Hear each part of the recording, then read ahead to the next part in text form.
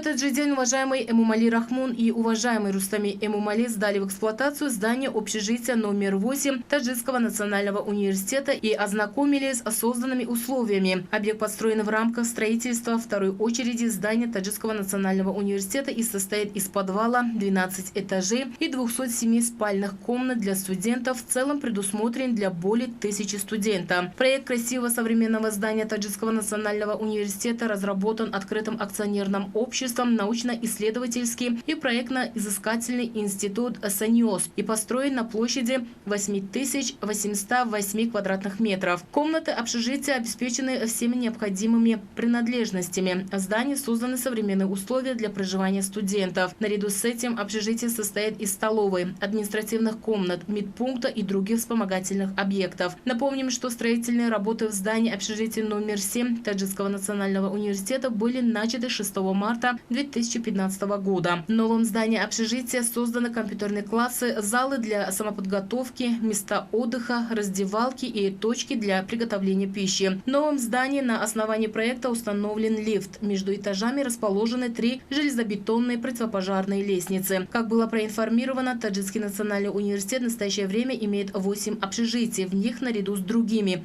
благоприятными условиями для профессионального обучения студентов реализован ряд важных мер. Было подчеркнуто, что студенты наряду с изучением современных наук с использованием предоставленных условий могут осваивать различные профессии в университетских общежитиях. Президент страны уважаемый Эмомали Рахмон после полного ознакомления с благоприятными условиями для студентов заложил основу для начала строительных работ еще 2 новых зданий общежития – корпусов Б и В рядом со зданием общежития Таджикского национального университета. На основе проекта корпусов Б и В общежития предусмотрены для 2476 студентов и будет построен на площади 25 616 квадратных метров. В годы государственной независимости с наряду с возведением, ремонтом и реконструкцией современных учебных зданий для студентов в столице страны были сданы в эксплуатацию современные общежития.